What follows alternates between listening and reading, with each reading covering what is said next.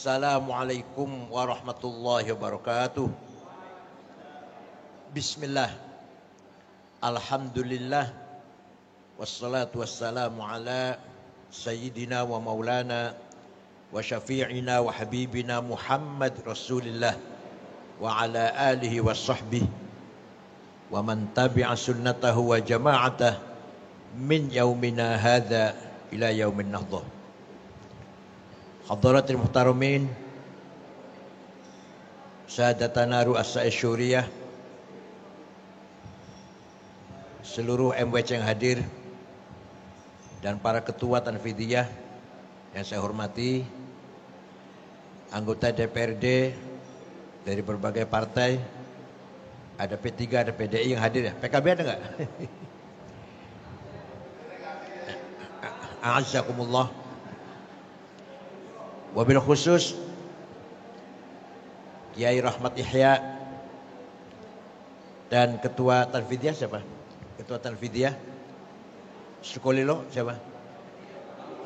Amrozi belum datang belum? Amrozi, Ustadz Amrozi ya. Saudara saya Kiai Haji Dam Khalid ini keponakannya menantu kakak saya. Yang terhormat Bapak Camat Sukolilo, Kiai nggih. Kiai Muhammad Dzul Haidar. Calon Syuriah ini. Lurah, Pak Kepala Desa Ustadz Ahmad Fida Fajar, Kiai juga atau HK hampir Kiai lah. Ustadz Haris Nurullah, Kiai Irfan Haris, Kiai Zudi, Mas Gufron, Ketua KUA, Ketua MUI, Ketua Jatman, Muslimat Fatayat Ansor, Pagar Nusa, Ibnu PPNU, Ayul Hudur Karim. Setelah Rasulullah 13 tahun di Mekah, dakwah siang malam dengan mendapatkan tekanan yang luar biasa. Bahkan beberapa sahabat menjadi korban kekejaman Quraisy. 2 sahabat yang terbunuh, yaitu Yasir, bapaknya Ammar bin Yasir, dan ibunya Sumayyah yang dibunuh oleh Abu Jahal. Rasulullah 13 tahun dakwah Islam di Mekah hanya mendapat pengikut kurang lebih 120 orang. Itulah as-sabiqunal awal. Puncaknya adalah ketika Bani Hashim diembargo oleh orang Quraisy, tidak boleh berhubungan. Mereka diembargo di sebuah jurang Syib Amir. Sekarang sudah nggak ada, jadi jalan tol sudah. Terpaksa setelah itu Rasulullah mencoba dakwah ke kota lain, yaitu kota Taif. 1 bulan di sana dakwah di Taif, tidak seorang pun masuk Islam. Tidak satu orang pun menerima dakwah Rasulullah. Bahkan beliau diusir dan dilempari batu. Beliau hanya ditemani 1 orang, sahabat Zaid bin Harithah, budak hitam. Beliau pulang ke Mekah dengan berdarah-darah. Kemudian Allah memberikan mukjizat Isra Mi'raj sepulang dari Taif itu, dengan membawa kewajiban fardu sholat 5 waktu. Datang musim haji, ada beberapa jamaah haji dari Yathrib. Kota itu dinamakan Yathrib karena yang membangun kota tersebut namanya Syekh Yathrib bin Laud bin Amliq bin Sam bin Nuh. 12 orang masuk kota Mekah. Ada isu sangat santer, ada orang gila namanya Muhammad. suka ngigau. Al-Quran padahal jangan ngigau. Kesini berita demikian. Ke sini sama aja, ke sana juga ramai sekali. Seluruh kota Mekah memberitakan ada orang gila namanya Muhammad, tukang ngigau. Akhirnya 12 orang penasaran. Ini berita yang santer kok tentang orang gila ini. Ini mana suara Surabaya. Suara Surabaya memberitakan terus ya. Jawa Pos juga suara Surabaya. Penasaran orang 12 itu. Dicari orang gila tersebut. Jumpa di sebelah kanannya Jumroh Aqabah. Nabi sedang sholat. Setelah selesai sholat, orang 12 pemimpinnya itu berkata, innahu laisa bimajnun. Ini orang bukan orang gila. Innahu lan nabi alladzi tawa'ada bihi alaina yahud. Ini nabi yang sedang ditunggu-tunggu oleh Yahudi. Karena di Yathrib ada orang Yahudi, 3 suku. Di Mekah enggak ada. Orang Yahudi di Madinah, di Yathrib, kalau bertengkar dengan orang Arab, ada 2 suku orang Arab, Aus dan Khazraj. Kalau Yahudi 3 suku, Bani Qainuqa, Bani Quraidah, Bani Nadir. Kalau bertengkar dengan orang Arab, awas. Nanti sebentar lagi ada nabi besar, nabi akhir zaman, akan saya usir kamu dari sini. Selalu ngomong gitu. Sebentar lagi, ini menurut kitab suci saya, sebentar lagi tanda-tandanya sudah dekat, akan lahir nabi besar, Khatimul Aulia, Khatimul Anbiya, dan akan menegakkan keadilan. Kamu akan saya usir. Nah, kata orang 12 ini, jangan sampai kedahuluan Yahudi. Ayo kita ikut. Ayo kita ikut nabi ini. Nanti kalau ketahuan Yahudi, Yahudi dulu nanti yang ikut. Maka orang 12 masuk Islam. Ini cerita singkat loh. Kalau rinci ya 2 tahun. Tahun depannya dari Madinah haji 72 orang. Langsung ketemu dengan Rasulullah di situ. Ringkas cerita, mengajak beliau pindah ke kota Yathrib. Nahnu ansaruk, kami penolongmu. Kami siap menjadi backingmu. Pindah ke Yathrib. Kita mulai dakwah dari kota Yathrib. Di sini nggak mungkin, di Mekah nggak mungkin. Maka Nabi memutuskan menerima ajakan orang Yathrib tersebut. Permisi pada pamannya Abbas. Abbas pun mengizinkan. Maka mulailah orang Islam Mekah hijrah ke kota Yathrib. Nabi pun akhirnya hijrah dengan Sayyidina Abu Bakar. Ringkas cerita gitulah. Sampai di sana Rasulullah mendapatkan masyarakat yang majmuk, bineka, plural. Ada umat Islam pendatang, namanya muhajirin. Ada umat Islam pribumi, namanya Ansor. Ada non-muslim Yahudi, 3 suku. Masih ada pagan, musyrikin masih ada sedikit. Nabi memutuskan, Bismillahirrahmanirrahim. Hadza kitabu Muhammad. Al-muslimuna min Quraisy wal muslimuna min Yathrib wal Yahud wa man tabi'ahum wa lahiqa bihim wa jahada ma'hum innahum ummatun wahidatun min dunin nas. Bismillahirrahmanirrahim. Hadza kitab Muhammad. Ini keputusan Muhammad.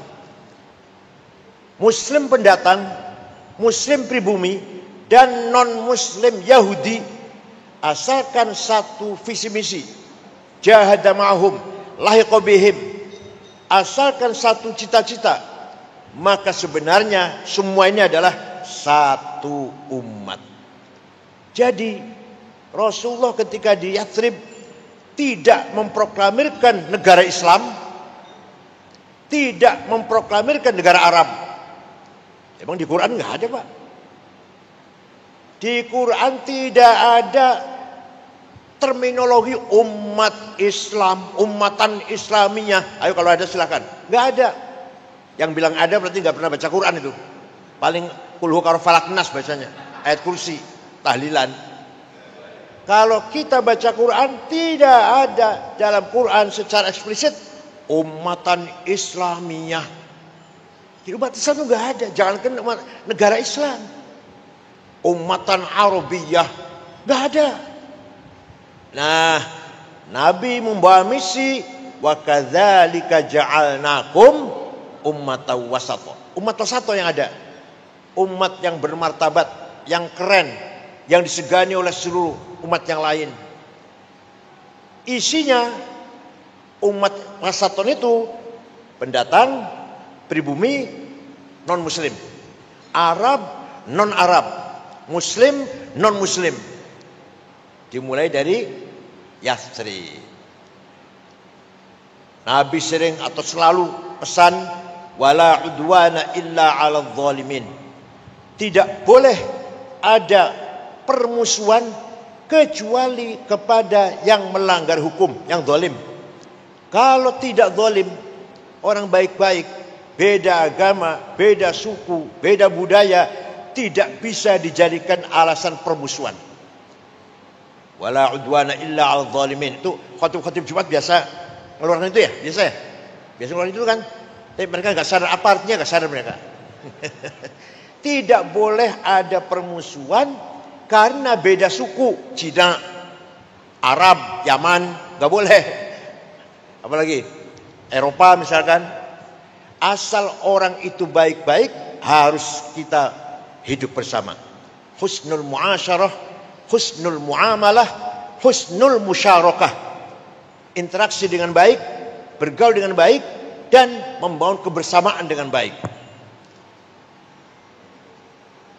Setelah Nabi Muhammad menerima misi dari Allah agar membangun ummatan wasaton, Nabi memberikan nama negara tersebut Madinah.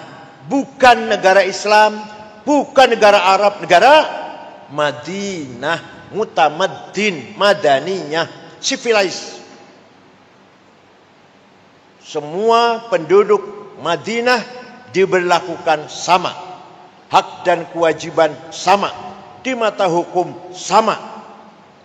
Suatu ketika ada sahabat di pasar bertengkar dengan Yahudi. Kemudian pertengkaran semakin memuncak, sahabat nempeleng, mati. Yahudinya mati ditempeleng, nggak niat membunuh, nggak. Rupanya sakti tangannya dulu. Mati. Nabi marah besar dengan mengeluarkan statement, man qatala dhimmiyan fa ana khasmuhu yaumal qiyamah wa man kuntu khasmahu falam yashum maraihatal jannah. Barang siapa membunuh non muslim, nanti hari kiamat berhadapan dengan saya. Dan barang siapa berhadapan dengan saya, jangan harap masuk surga. Luar biasa ini, luar biasa. Seorang nabi memberi proteksi kepada non muslim. Apalagi sama muslim, apalagi kepada non muslim saja seperti itu. Suatu ketika ada maling ketangkap oleh apa?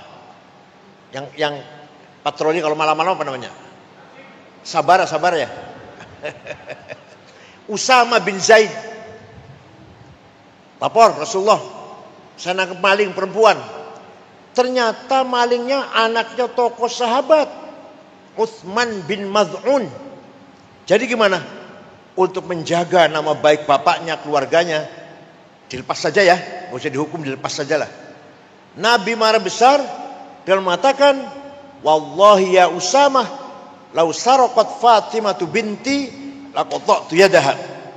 Demi Allah Usamah, seandainya maling yang kamu tangkap itu Fatimah anak saya, bawa sini, saya sendiri yang akan memotong tangannya.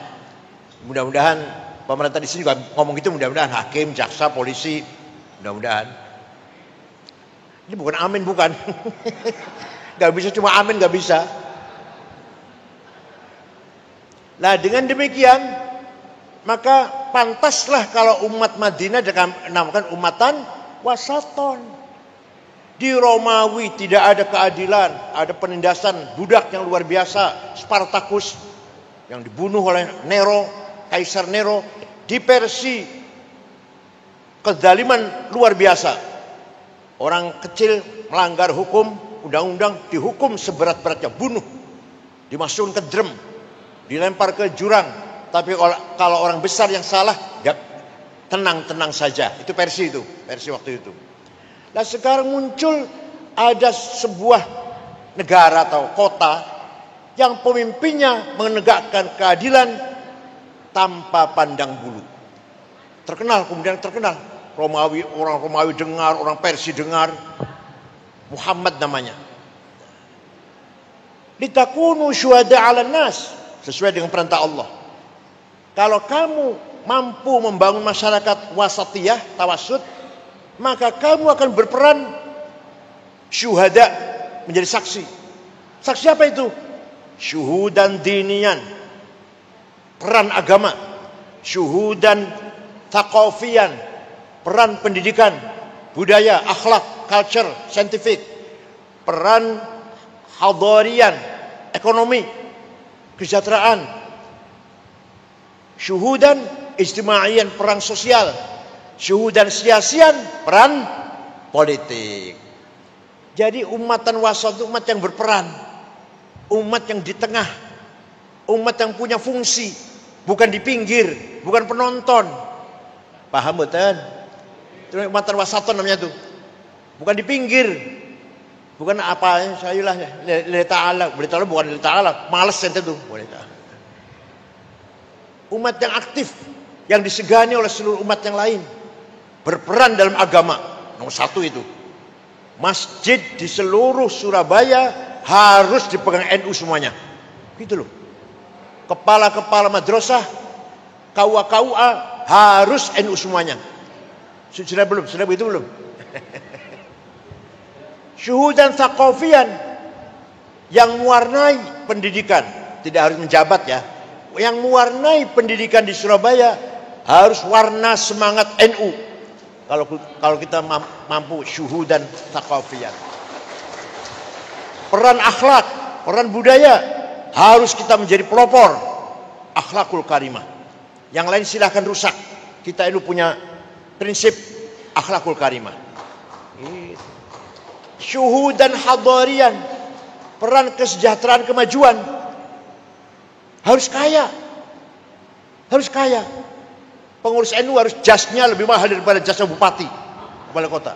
Sepatunya harus lebih mahal daripada sepatunya bupati.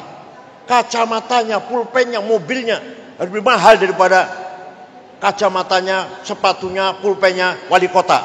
Siap? Siap?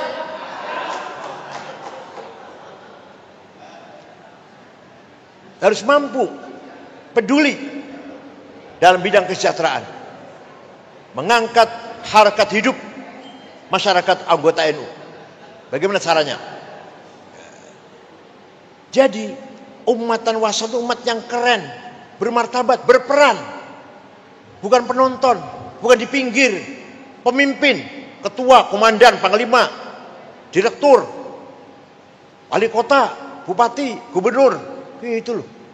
Kalau yang gubernur namanya syuhudan siasian, direktur bank syuhudan hadarian, kepala pasar syuhudan hadarian, bos nelayan, ya bos nelayan ya, yang punya kapal nelayan, NU juga itu. Waduh, ketua koperasi, apalagi, itu siasian kalau sama siasian. Itu yang ekonomi nih, yang pegang BPR, pegang koperasi,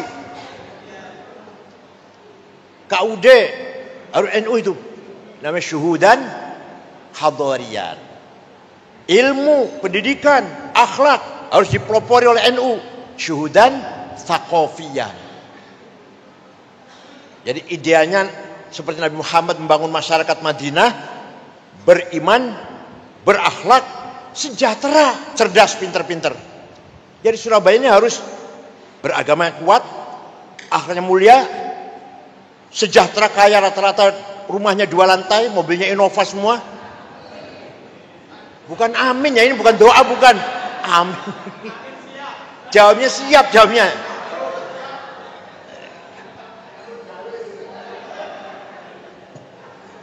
Ayo coba kita lihat. Waliya'lamal ladzina utul ilma annal haqqu min rabbik fayu'minu bih. Kebenaran hanya bisa diketahui oleh orang yang berilmu. Artinya hanya dengan ilmu kita bisa benar. Waliya'lamal ladzina utul ilma annahul haq. Kalau mau benar dengan ilmu. Ilmu apa saja? Benar apa saja? Hanya Quran yang mengatakan demikian. Kitab suci yang lain nggak ada yang menghormati ilmu, menghargai ilmu pengetahuan setinggi langit.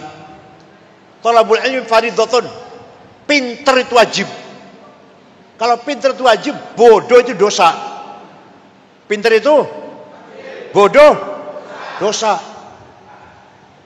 Wal yakhshal ladzina law taraku min khalfihim dzurriyyatan dhi'afan khafu 'alaihim. Jangan sampai kamu mati meninggalkan anak cucu yang melarat. Di Quran ini. Jadi kalau kita mati meninggalkan anak cucu yang sejahtera, menikmati tinggalan harta kita.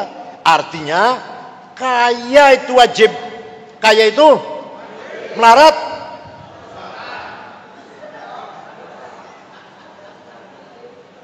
Walaqad katabna fi zaburi min ba'di dzikr annal ardi yarithuha ibadiyas solihun. Kekayaan alam ini untuk hamba-hambaku yang soleh. Batu bara, nikel, boksit, mangan, timah, uranium, emas, berlian, biji besi, biji tembaga, gas, minyak. Walaqad katabna, saya tetapkan, kata Allah, saya tetapkan bahwa kekayaan Indonesia alam ini untuk hamba-hambaku yang soleh.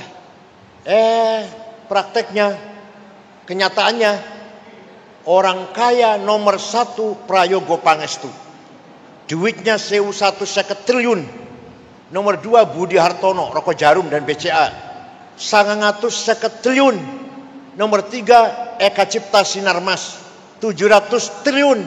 Nomor 4 Antoni Salim. Nomor 6 orang Islam Khairul Tanjung. Nomor 39 Haji Rashid. Nomor 40 Haji Muhammad Bayu. Saya cari, ya orang suka lu nggak ada. Ini menjumlatil fuqara, semua ini menjumlatil fuqara.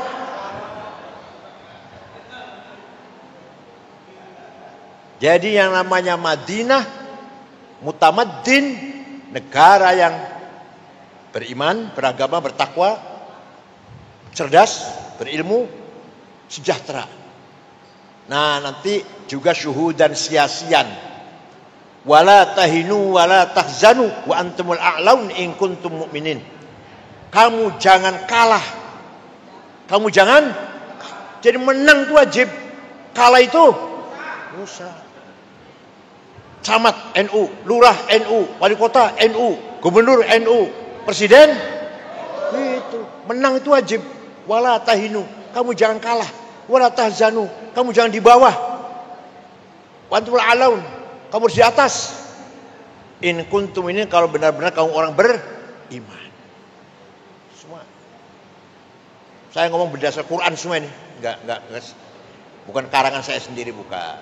Nah, kesimpulannya Nabi Muhammad tidak mendeklarasikan negara Islam, tidak mendeklarasikan negara Arab, negara Madinah, civilized.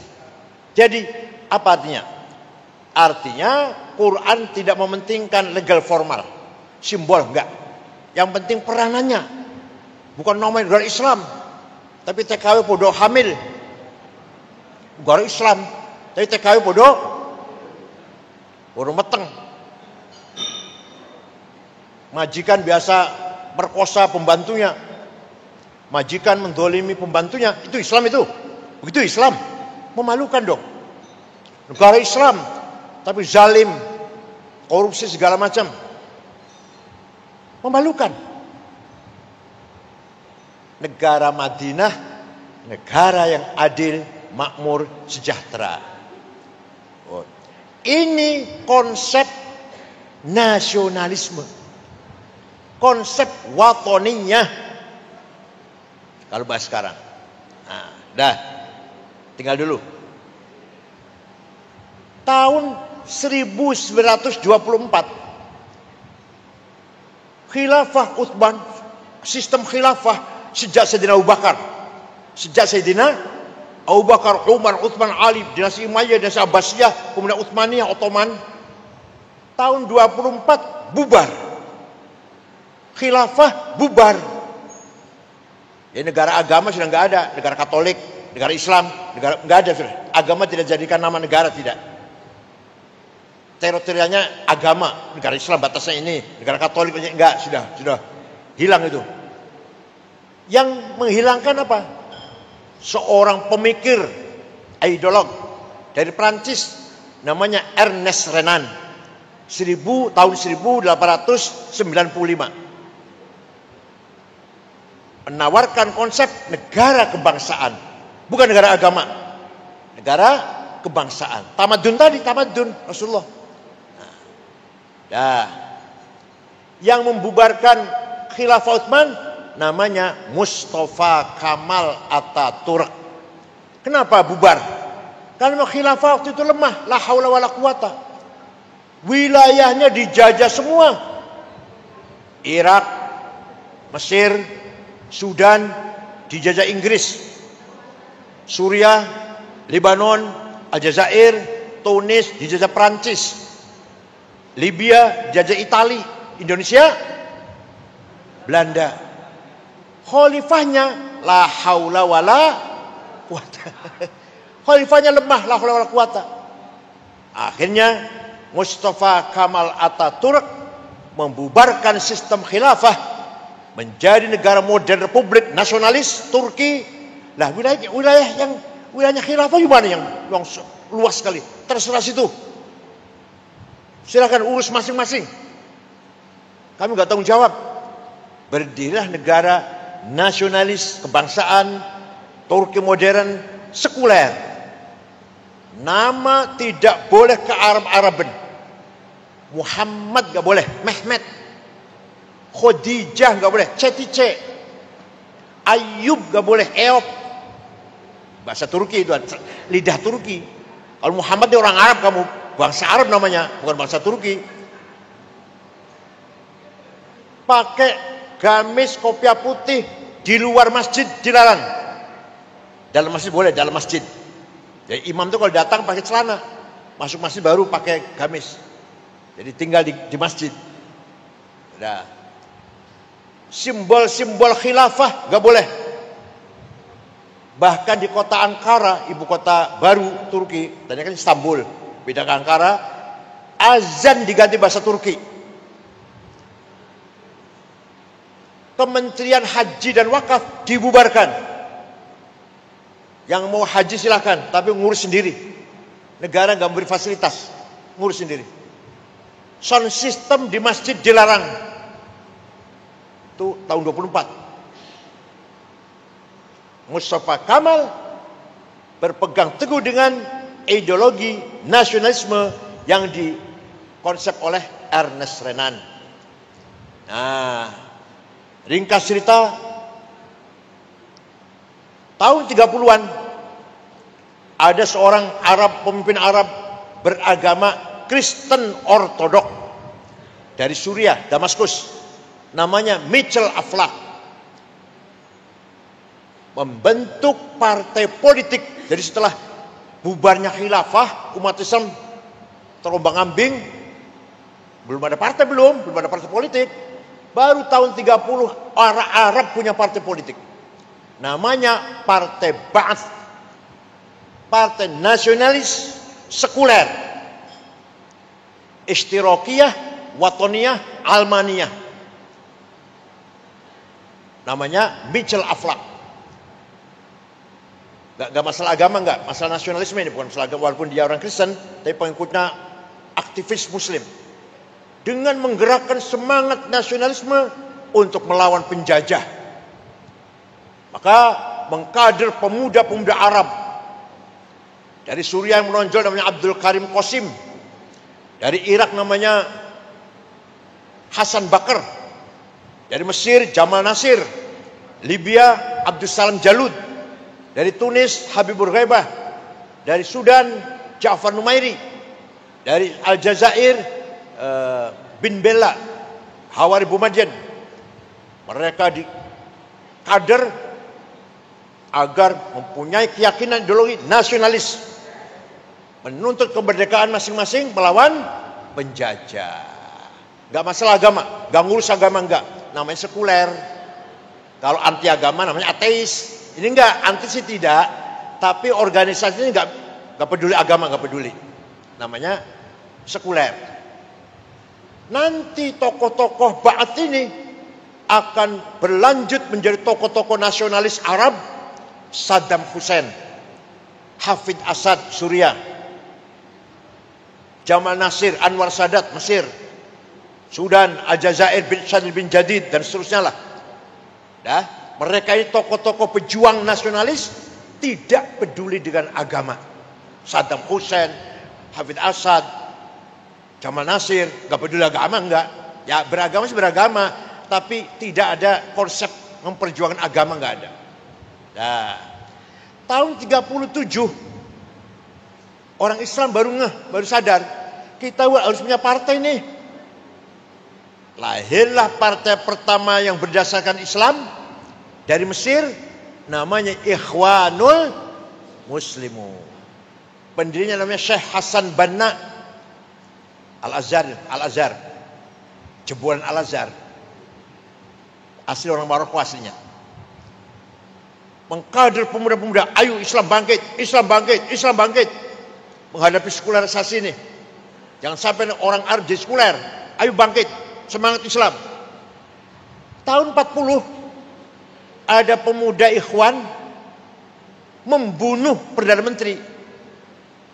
Pemuda Ansar Banser lah ya. Membunuh Perdana Menteri. Namanya An-Najrosi, Perdana Menterinya itu. Hasan Banna marah. Bukan begitu yang saya maksud. Bangkit itu bukan membunuh, bukan radikalisme, terorisme, tidak. Dengan teror tidak. Yang namanya Nahdlatul bangkit, bukan begitu. Kamu bukan membunuh Najrosi, kamu tuh hakikatnya bunuh saya, kata Hasan Banna. Betul. 1,5 tahun kemudian, tahun 42, Hasan Banna terbunuh. Penggantinya, ini makanya cari pengganti harus hati-hati, cari pengganti itu. Ketua cabang, ketua MWC, cari pengganti harus betul-betul kader. Betul-betul yang penggantinya Sayyid Qutb. Bukan dari Al-Azhar, tapi Cairo University. Universitas Cairo. Bukan ulama sebenarnya, tapi ya pintar, bukan ulama. Tapi dia sebenarnya jurnalis sebenarnya. Nah, dia pegang Ikhwan Muslimun, mempunyai konsep yang ditulis dalam kitabnya Ma'alimut Thoriq, Ma'alim Fit Thoriq, petunjuk jalan kebenaran. Isinya, ringkasnya, isinya semua ideologi yang datang dari luar Islam jahiliyah. Komunisme, sosialisme, kapitalisme, sekulerisme, nasionalisme jahiliyah. Ya hubbul watan minal jahiliyah. Hubbul watan minal konsepnya Ikhwan Muslimun. Ideologi yang datang dari luar Islam harus kita tolak. Mari kita kembali khilafah. Nah, tahun 65 ringkas cerita nih, ini ringkas cerita. Kalau nggak ringkas 2 tahun ngomong gini. Tahun 65 Ikhwan mencoba kudeta pada Jamal Nasir. Gagal, 6 ulama tokoh Ikhwan digantung, ditonton oleh rakyat di Medan Tahrir Square. Said Qutb, Husain Hudaybi, Umar Tilimsani, Al-Ashmawi, Zaki Muhandis, namanya yang digantung. Ikhwan dibubarkan oleh Jamal Nasir, partai yang terlarang lah. Di situ sudah ada partai Watoniyah, partai nasionalis ada sudah, partai Jamal Nasir. Ikhwan dibubarkan tahun 65, tahun 69 lahir kelompok lebih radikal dari para Ikhwan. Namanya Jamaah Takfir wal Hijrah. Semua orang kafir. Al-Azhar semua kafir semua. Al-Azhar itu ulama-ulama kafir semua itu. Syekh Torekot, Hufadzul Quran, kafir kecuali mereka yang gak kafir. Pendirinya namanya Syukri Ahmad Mustafa. Syukri Ahmad Mustafa 69. Tahun 80-an membunuh Menteri Agama Mesir, Menteri Haji Waqaf, namanya Dr. Husain Az-Zahabi yang punya karangan At-Tafsir wal Mufassirun. Kemudian membunuh wartawan senior, wartawan Koran Ahram, Yusuf Zubai. Puncaknya tahun 81 bulan Oktober tanggal 5 membunuh Presiden Anwar Sadat. Hosni Mubarak jadi presiden, mereka babat habis, tangkap bunuh. Masih ada kelompok yang nggak terbunuh. Antara lain namanya Ayman Al-Zawahiri namanya. Pergi ke Afghanistan melawan Soviet. Itulah pendiri Al-Qaeda. Jumpa di sana dengan orang Saudi namanya Usamah bin Laden yang tadinya mujahidin, dibiayai oleh Saudi melawan Soviet. Soviet bubar, lari, Raja Fahad panggil, pulang. Sudah selesai, jihadnya selesai, udah Soviet udah lari. Yang pulang, yang tidak pulang antara lain Usamah bin Laden, uangnya banyak, dia orang kaya, dan Ayman Al-Zawahiri dari Mesir, mendirikan Al-Qaeda. Paham nggak urutan cerita ini? Di Indonesia beda dengan Timur Tengah. Di Indonesia ini Masya Allah luar biasa. Hadratus Syekh Kiai Haji Hashim Asy'ari berhasil sukses menanamkan prinsip yang integral antara agama dan nasionalisme. Konsep nasionalisme dari Ernest Renan, katakanlah gitu. Walaupun Mbak Hashim tak baca apa enggak Ernest Renannya. Walaupun Mbak Hashim baca bagus bukunya Ernest Renan. Namanya What a Nation bukunya namanya. Mbak Hashim saya kira enggak baca, tapi beliau menerima konsep kebangsaan dengan syarat integral, menyatu dengan teologi iman. Lahirlah syiar hubbul waton minal iman. Luar biasa nih Pak, gak sembarangan. Kiai Timur Tengah gak ada. Jadi kalau Timur Tengah itu yang berjuang nasionalis, Saddam Hussein, Hafid Assad, Jamal Nasir, nasionalis saja, gak peduli agama. Yang berjuang agama gak pernah bicara nasionalis, agama saja, Said Qutb. Nah, Mbah Hashim Asy'ari memperjuangkan agama, dakwah, pesantren, madrasah, juga pejuang nasionalis kemerdekaan melawan penjajah, dan berhasil konsep hubbul iman diikuti oleh puluhan juta manusia. Nah, jadilah wadah namanya Nahdlatul Ulama. NU lahir setelah bubarnya khilafah tahun 26, khilafah bubar tahun 24. Di tengah-tengah masa umat Islam lagi goyang, lagi terombang-ambing, khilafah bubar. Siapa pemimpin kita ini? Setiap negara, setiap daerah ada penjajah, dikangkai penjajah. Gimana ini? Di saat tengah-tengah masyarakat Timur Tengah goncang, bingung, Mbah Hashim Asy'ari NU lahir dengan prinsip hubbul waton minal iman. Anda beriman harus nasionalis. Anda nasionalis harus beriman. Ya, yang dari PDI mana? Dari PDI. Yang dari PDI mana? Kan tadi hadir enggak? Anda nasionalis harus beriman, bertuhan. Anda bertuhan, beriman, harus nasionalis. Itu Hashim Asy'ari itu. Dan berhasil. Yang heran itu berhasil. Ngendikan itu loh, diikuti oleh puluhan juta orang. Fatwanya itu.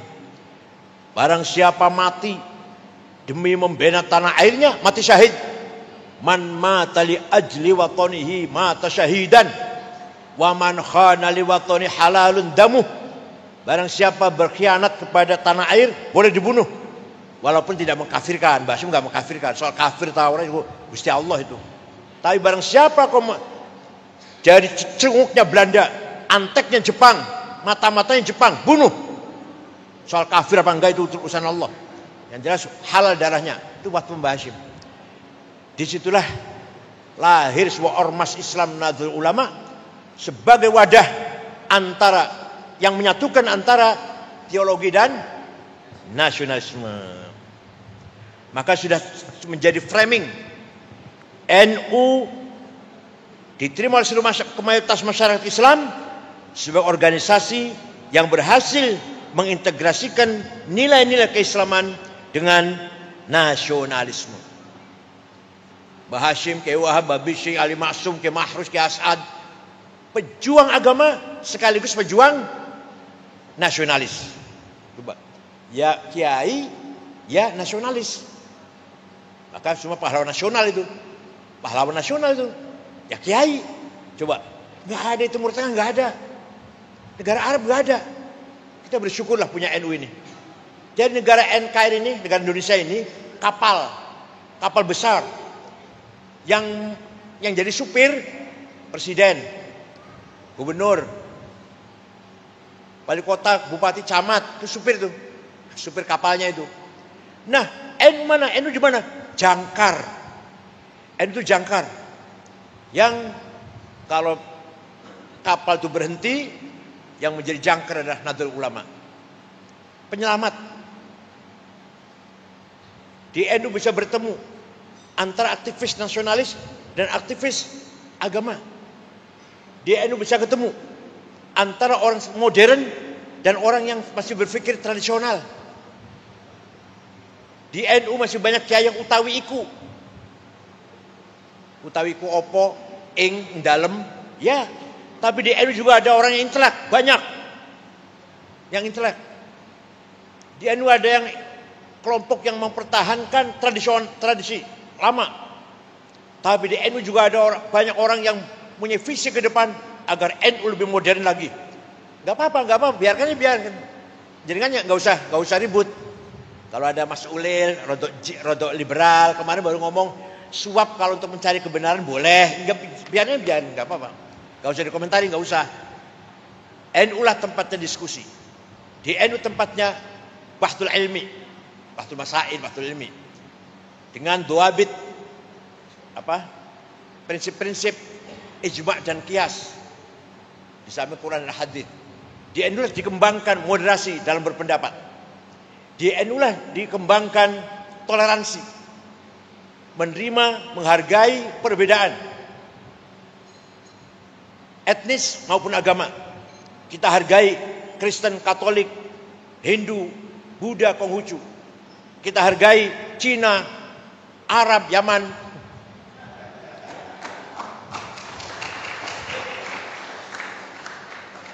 Atau orang bule lah yang hidup di. Apalagi yang suku asli Nusantara harus saling menghargai.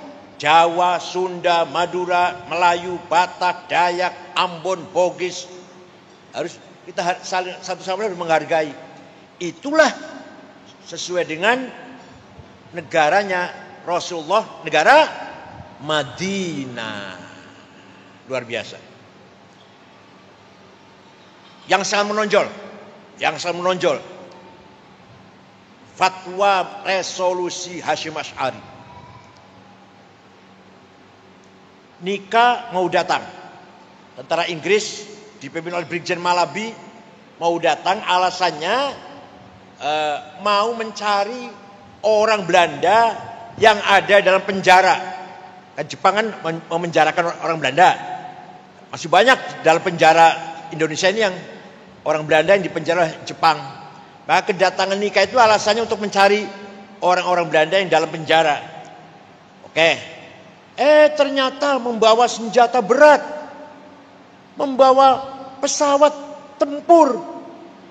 Maka Presiden Soekarno, Muhammad Hatta, Jenderal Sudirman berunding, ini bukan hanya sekedar ingin mengambil orang Belanda yang masih sisa-sisa orang Belanda dalam penjara Jepang, bukan. Ini jelas nih, mau berbuat menjajah lagi nih, mengembalikan penjajahan ke Belanda.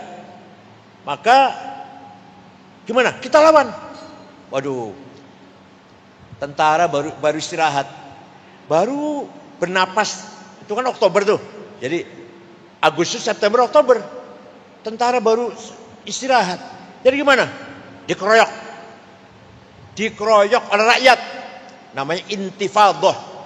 Seperti anak-anak Palestina tuh, tentara Israel yang pakai tank baja dilempari batu, namanya intifadah, bukan perang. Kalau perang sama-sama senjata, ini enggak. Tank baja dilawan dengan batu, kerikil, anak-anak Palestina dulu. Namanya intifadah. Nah, oke, setuju. Dilawan oleh rakyat. Tapi yang bisa menggerakkan rakyat itu siapa?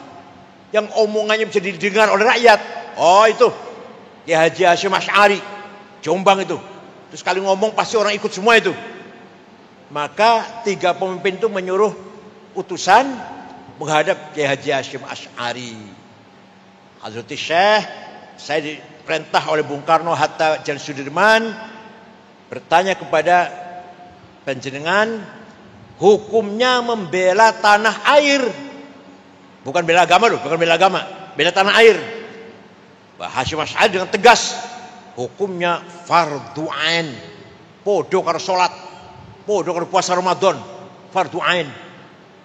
Pulang ke Jakarta, 3 pemimpin senang semuanya. Mbah Hasyim mengumpul kiai-kiai, kumpul di mana? Apa? Bubutan, Bubutan. Ya Kembang Cepun ya, Kembang Cepun ya. Kembang Cepun. Ya Bubutan. Mengeluarkan resolusi jihad ini. Tanggal 20 Oktober 45. Dah terjadi peperangan yang seru di Surabaya. Yang memimpin perang siapa? Nyun Sewu. Siapa? Utomo dari tentara, dari kiainya. Kiai Abbas Buntet Cirebon. Mbah Hasyim Asy'ari mempercayai Kiai Abbas yang pimpin rapat. Kiai Wahab nomor 2, wakilnya Kiai Wahab itu. Kan markasnya di Siwalan Kerto kan. Di Siwalan Kerto sana, satu rumah. Kiai Abbas dari Cirebon. Hati-hati sama orang Cirebon, hati-hati loh. Sakti-sakti. Kiai Wahab itu wakil malah. Terjadi peperangan yang tidak seimbang, tapi alhamdulillah kita menang. Brigjen Malabi, mobilnya dibom, pasang bom meledak. Yang masang bom bukan tentara, santri tubuh namanya Harun. Hanya sayang Harun nggak lari, malah ingin lihat seperti apa hasilnya, seperti apa. Dikira mercon. Harun pun gugur di sebelahnya mobilnya Brigjen Malabi. Itu sejarah yang harus kita perjuangkan. Sejarah ini harus disebarkan, harus dipahami, harus didengar oleh anak cucu kita. Jadi yang melawan nikah itu ya tentara ya, oke, peran tentara Bung Tomo ya. Tapi yang paling pokok utama adalah rakyat yang dipimpin oleh Kiai Hasyim Asy'ari. Fardhu ain, bela tanah air ini. Gak ada ulama Timur Tengah ngomong kayak gitu. Percaya sama saya. Saya di Timur Tengah 13 tahun. Pulang bawa anak 3. S1 sampai S3 lah. Saya tahu persis ulama Timur Tengah itu. Gak pernah bicara nasionalis. Tanah air gak. Agama itu aja yang dibicarakan. Kalau ulamanya ya. Jadi framing pertama adalah NU, organisasi yang mengintegralkan antara teologi dan nasionalisme. Framing kedua, resolusi jihad, perjuangan fisik mempertahankan NKRI. Kalau ide sudah lama ide fisik, perang fisik, kiai mimpin perang di depan. Kalau kita sekarang Syria kan mimpin istighotha di depannya. Kalau kiai dulu perang, bukan istighotha.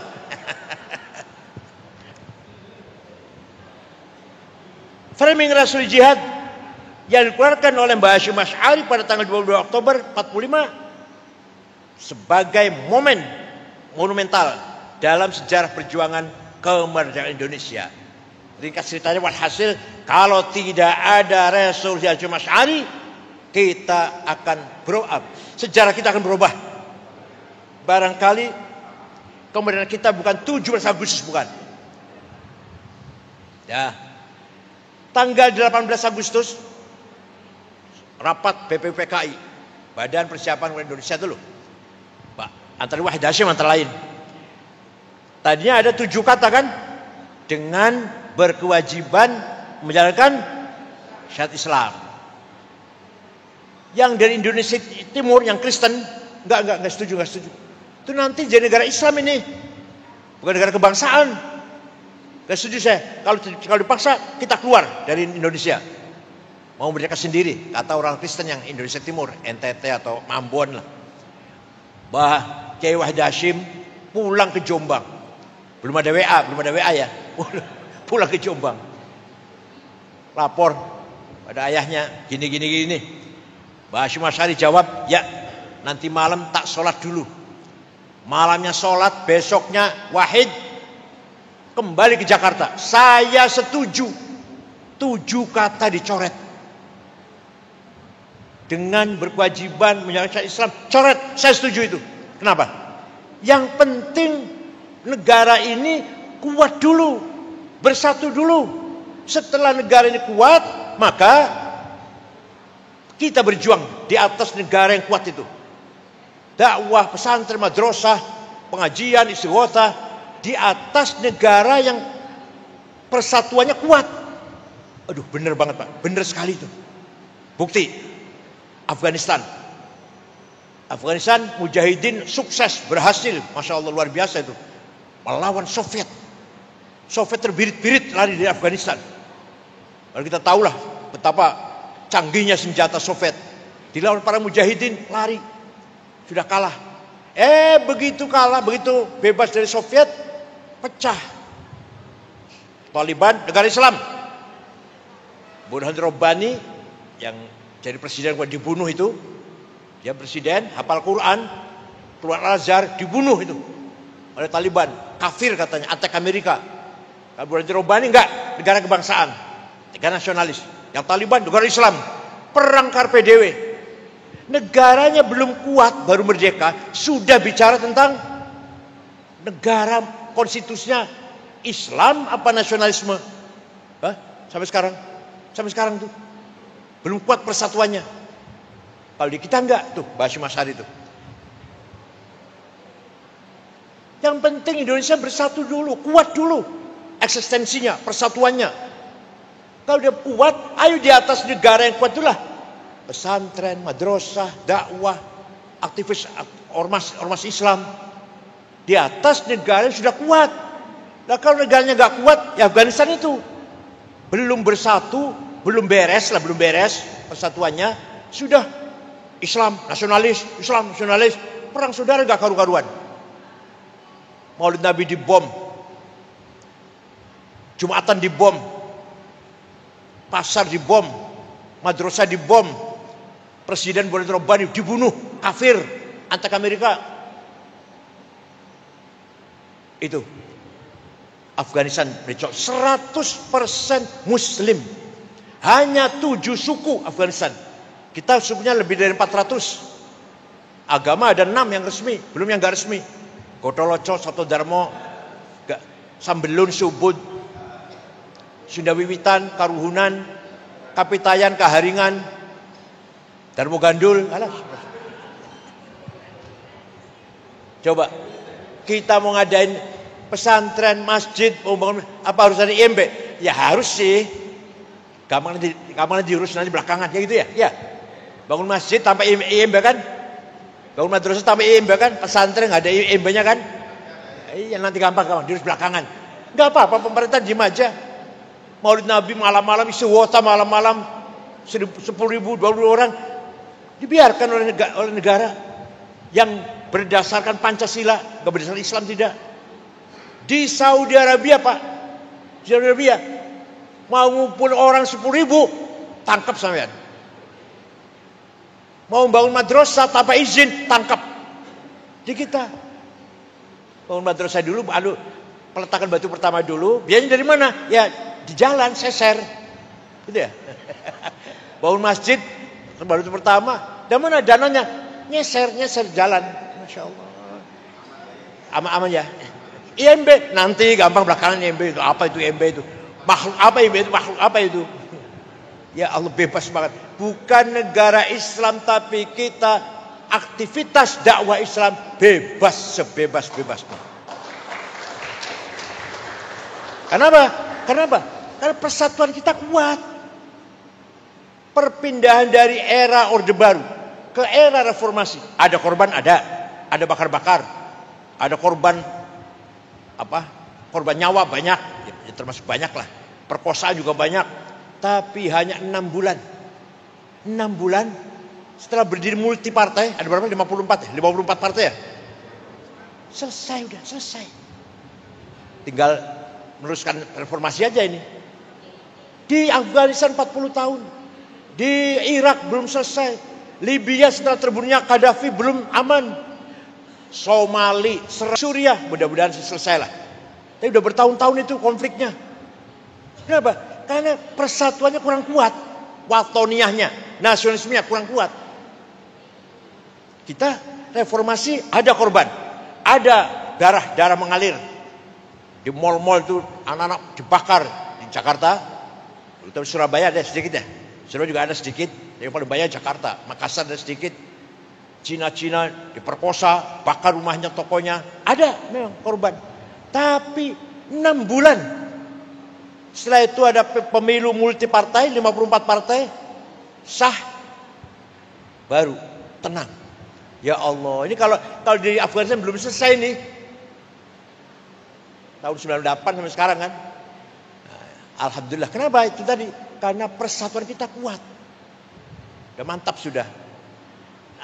Peran NU sangat besar dalam menjaga persatuan ini. Peran ulama sangat besar. Jangan dianggap sepele. Dalam menjaga keutuhan NKRI ini. Kemudian yang ketiga, yang paling penting lagi. Framing moderasi beragama. Terkenal dan telah terbukti nyata. NU cara beragama moderat.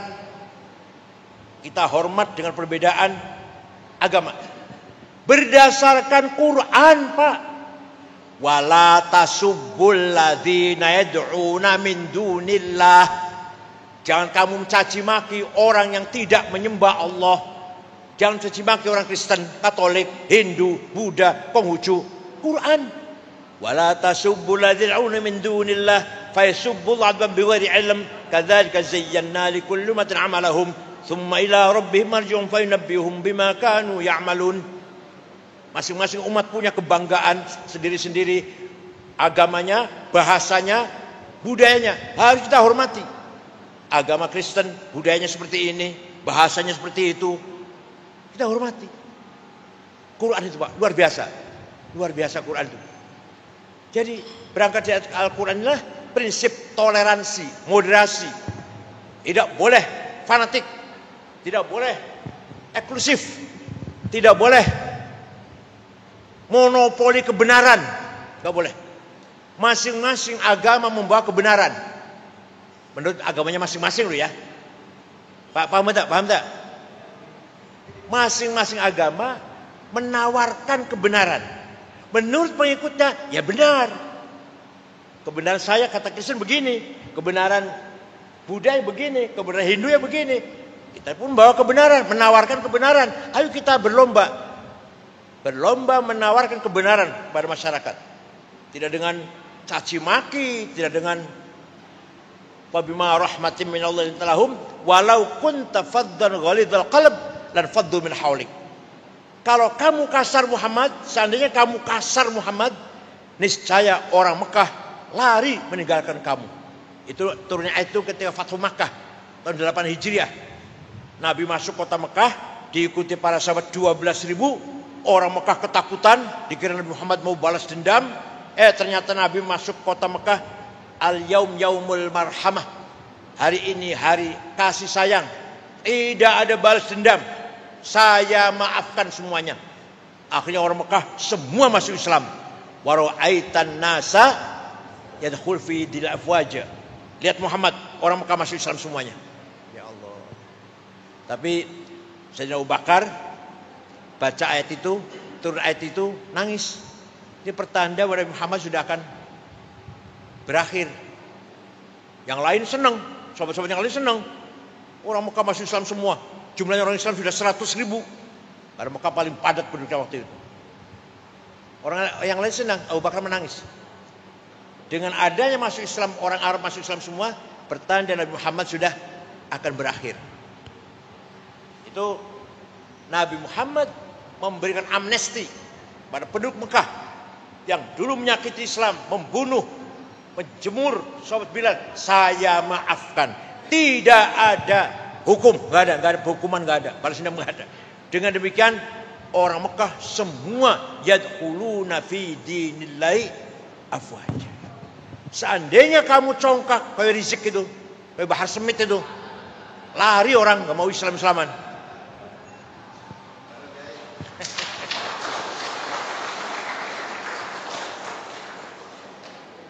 Ya sekarang sedang menerima karmanya lah. Dulu kan suka ngomong Gus Dur buta mata, buta hati.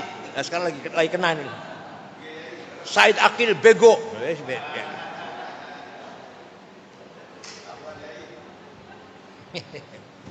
Berkembang dari itu, NU melangkah lebih maju lagi, menawarkan perdamaian global. Itu terutama dimulai dari Gus Dur terutama. Terus terang saja. Sebelum ketuanya Gus Dur, Rois Amnya sebelum Pak Kiai Ahmad Siddiq, NU itu masih bermimpi konstitusi negara ini syariat Islam. Syariat Islam masih dijadikan konstitusi, dasar hukum negara. Masih ada. Maka Pak Harto juga curiga kan. Kiai Ahmad Siddiq dan Gus Dur terpilih tahun 84, yes, Jobodo. NKRI, Pancasila, Bhinneka Tunggal Ika, Undang-Undang 45 sudah final. Tidak boleh kita bermimpi ingin menjadikan syariat Islam sebagai konstitusi. Tapi syariat Islam diamalkan, bukan dikonstitusikan. Ayo salat yang rajin, puasa yang rajin, baca Quran yang rajin, haji, umroh, zakat, ayo yang rajin. Tapi tidak menjadi konstitusi. Konstitusi kita tetap Undang-Undang 45. Itu Kiai Ahmad Siddiq dan Gus Dur. Setelah itu baru kesinnya mantap. NU nasionalismenya sudah kokoh udah. Nah, oleh karena itu misi hubbul watan iman, Islam toleran, Islam moderat dibawa Gus Dur ke luar negeri. Mulailah masyarakat dunia tahu siapa itu NU, apa itu NU, bagaimana visi misinya. Luar biasa. Gus Dur biasa ketemu dengan Paus di Vatikan, ketemu dengan tokoh Protestan di Belanda, di Jerman. Selalu hubungan dengan non-Muslim, mengenalkan ini NU. Sehingga apa? Dampaknya positif. Orang kota, orang intelek tidak malu ngaku NU. Itu setelah Gus Dur itu tidak malu ngaku NU. Profesor doktor, apa insinyur, apa sarjana hukum. Dulu NU identik dengan desa, kampungan, musola. Aduh, apa desa ya? Desa. Karena begini ya, ini kalau tarik sejarah. Belanda melarang pribumi terutama yang beragama Islam sekolah. Nah, tahun 1901 Belanda berubah, boleh sekolah boleh. Nah, nanti yang akan jadi Muhammadiyah sekolah. Kiai pesantren malah haram sekolah. Gak usah kiai kuno lah, ayah saya baru wafat tahun 90. Baru wafat tahun 90 saya itu. Haram sekolah. Campur laki perempuan. Pakainya celana pendek. Nulisnya dari kiri, haram semua itu. Nulis dari kiri, celananya pendek, paha kelihatan, campur perempuan laki, haram. Sehingga akibatnya apa? Akibatnya setelah merdeka, Muhammadiyah menguasai manajemen, ilmu sosial, antropologi, ilmu politik. NU yang nggak ngerti, ketinggalan. Tapi Muhammadiyah tidak punya ulama yang tafaqquh fiddin, ahli tafsir, ahli hadis, ahli fikih, nggak ada. Apal Qurannya nggak ada yang apal Quran. Ya ada barangkali 1-2 lah. NU menguasai tafaqquh fiddin, tapi ketinggalan dalam bidang manajemen, sosial, ilmu sosial dan seterusnya lah. Kalau sekarang alhamdulillah sudah nggak ada apa polarisasi seperti itu, udah nggak ada. Di kota ya NU Muhammadiyah ada, di kampungnya apalagi. Dulu enggak, Islam kota Muhammadiyah, NU, Islam kampung. Kan dulu itu. Sekarang sudah enggak. Di tengah-tengah kiai mengharamkan dasi, Kiai Wahid Hashim pakai dasi. Di tengah-tengah kiai yang mengatakan buka kopiah ini fasik, tandanya wong fasik nih orang kopiah. Kiai Wahid Hashim, Kiai Mahfud Siddiq enggak pakai kopiah. Pakai jas potongan seperti jasnya orang Belanda haram. Kalau jas potongan Jawa boleh, potongan orang Belanda haram. Kiai Wahid Hashim, Kiai Mahfud Siddiq pakai jas seperti itu. Walhasil ya harus begitu. Nah, tidak boleh berhenti. Terus pemikiran tatawurat asal kita tidak berubah dalam prinsip akidah Ahlussunnah wal Jamaah. Soal yang lain-lain thaqafah dan hadarah, pendidikan, budaya, hadarah, kesejahteraan, gak boleh mandek. Mulai besok NU harus kaya, gitu loh. Mulai besok NU harus pinter. Anak-anak NU, pemuda-pemuda NU yang bisnis silakan, yang rajin. Jam 3 bangun tahajud. Syukur-syukur jam 2, kalau saya jam 3. Salat tahajud. Istighfar 100 kali. Sholawat Muhammad 1000 kali. Alif Lam Sajdah sekali. Yasin sekali. Waqiah 3 kali. Tabarok sekali. Pas sampai subuh. Bar subuh sholat golek duit. Sampai duhur makan siang sholat duhur golek duit. Sampai asar sholat asar cari uang. Sampai maghrib leren. Maghrib leren. Silaturahim, tahlilan, jamiahan. Dengan tetangga ketemu dengan anak-anak. Jagongan. Bar isya istirahat, makan malam, tidur, jam 3 bangun. Coba. Bukan saya berarti nyuruh kaya itu mengendorkan ibadah, tidak. Ibadah pun yang rajin. Tahajud tidak boleh ditinggalkan. Malah bagi Imam Abu Hanifah, Madhab Hanafi, witir itu wajib. Witir itu wajib Abu Hanifah.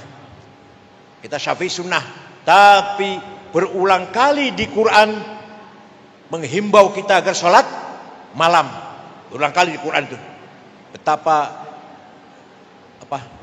mulianya nilai sholat malam itu. Ayo kita belajar sholat malam yang istiqomah. Gak usah banyak-banyak lah. Katakanlah 5 rakaat aja. 2, 1 witir. Itu witir. Masih malas 3 lah. 3 udah. 2 dan 1 udah lah cukup. Asal tiap malam istiqomah. Continue. Jangan dong-dongan. Dong-dongan itu apa? Dong-dongan itu apa? Paling susah. Waduh rajin tahajud. Begitu sudah jadi JPR. Lupa sudah.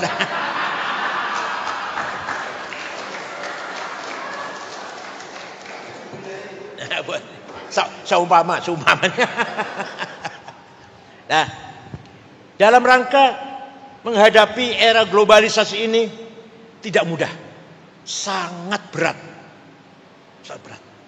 Dengan adanya medsos, YouTube, Instagram, TikTok, Google, manfaatnya besar, tapi madorotnya, ya Allah. Film-film porno, melihat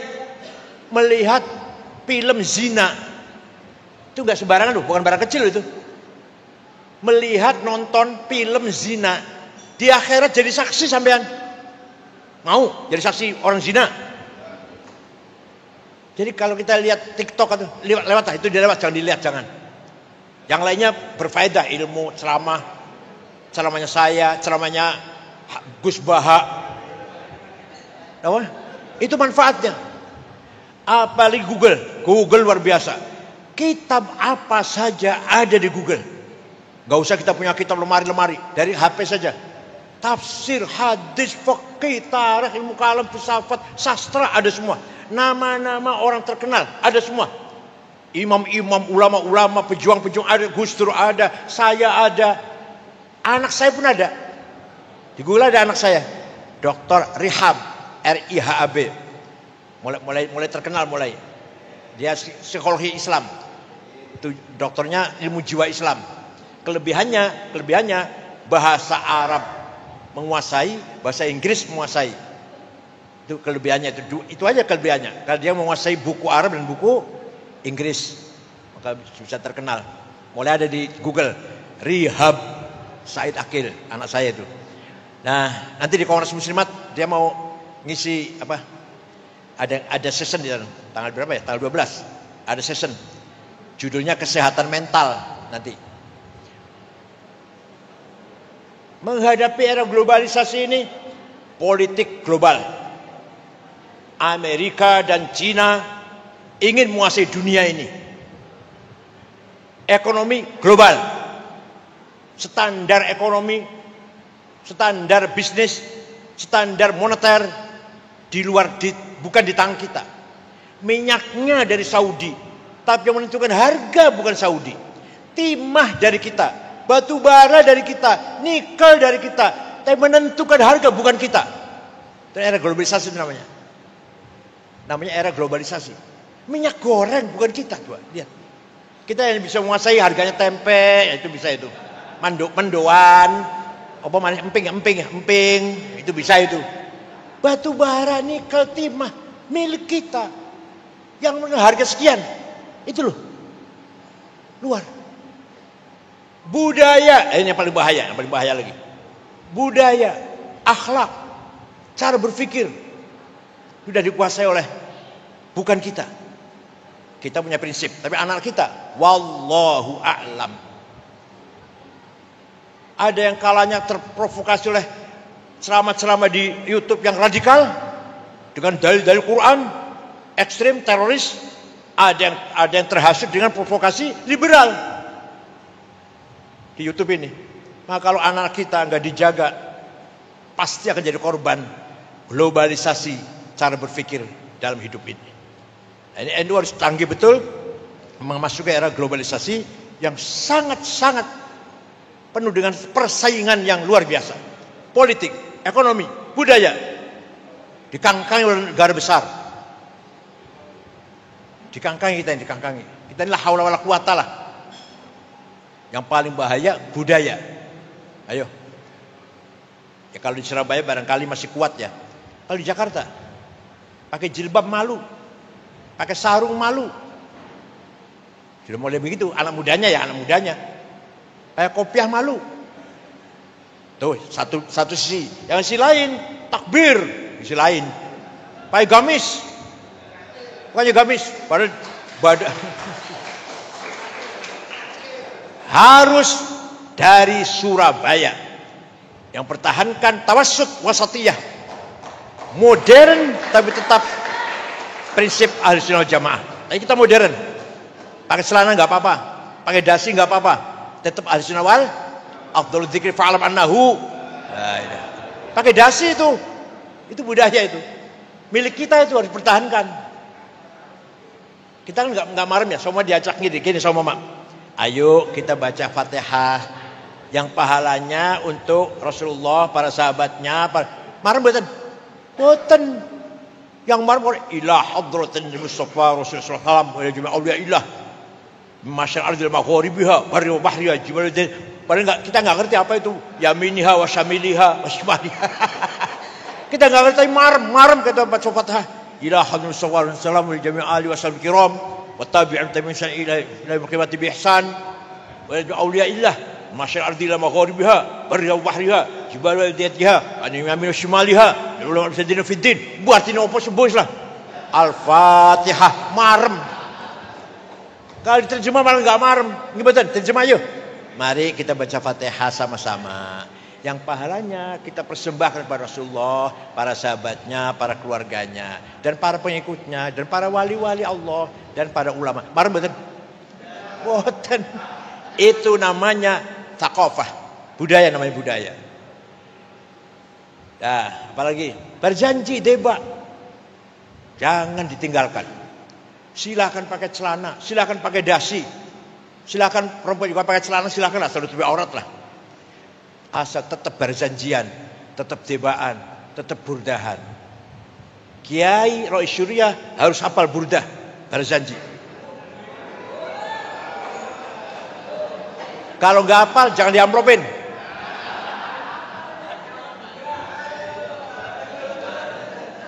Bukan apa-apa. Karena itu milik kita. Berjanji, debat, talqin, Manaqib Syekh Abdul Qadir Jilani, milik siapa itu? Milik kita. Kalau bukan kita yang hafal, siapa yang mau hafal? Muhammad dia suruh hafal. Talqin hafal. Mana Syekh Abdul Qadir Jilani hafal. Khutbah nikah hafal. Khutbah gerhana hafal. Apa khutbah Jumat apa lagi? Kalau ada kiai Rais Syuriah khutbah Jumat baca, jangan pakai lagi. Apa bedanya kalau SAG? Mosok keluaran tebuirang talir boyo ta ploso khutbahnya moco. Bodoh karo SAG. Mimbar masjid jangan dikasih buku khutbah, buang. Kalau ngundang berjanjian jangan sediakan bukunya. Jangan sediakan bukunya, biar apal-apalan. Kalau nggak hafal jangan kasih amplop. Karena itu milik kita. Jangankan itu Pak, jangan itu. Ngesai kita pun itu utawi iku. Ayo kita pertahankan, itu budaya kita itu. Utawi mim, khobar kho, fa'il fa, ya Allah. Pihak lain nggak ada itu. Kita bangga dengan milik kita, itu kita kebanggaan kita. Muhammadiyah nggak punya, Persis nggak punya, Wasliyah nggak punya, Al-Irsyad nggak punya. Kita yang punya. Utawi, iku kho, fa'il fa, maf'ul bih, fa utawi limubtada iku khobar opo li fa'ilin wa naibi dhohar wa ing li maf'ulin bihi krono li maf'ulin li ajlihi wa ing dalam dhorof serta li maf'ulin ma'ah wa kang sifah silatu mausilin kada mithul sifah wa mutlaqul maf'uli fihi kelawan kada kaba ujari fatlu bil bayan apane li tamizi hale halu fastahidu bil hifdhi ya rijalu. Milik kita itu. Kalau bukan kita yang pertahankan, ayo siapa lagi? Alhamdulillah mim utawi iku lai kho. Paham betul? Namanya warisan yang kita warisi, thaqafah yang kita warisi dari para leluhur kita.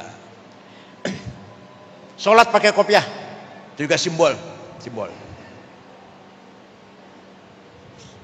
Idul Fitri sowan kiai, silaturahmi para kiai atau ada apalah munasabah apalah, sowan kiai itu simbol kita.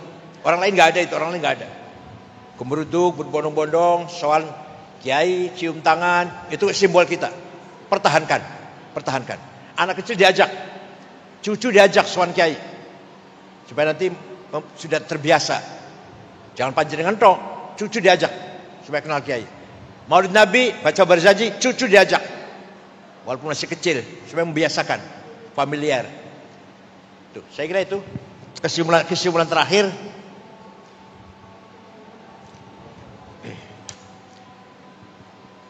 Framing jangka panjang. Sustainability. Apakah anak kita sudah disiapkan untuk melanjutkan perjuangan kita? Hadza su'alun azim. Big question. Tanya pada kita masing-masing.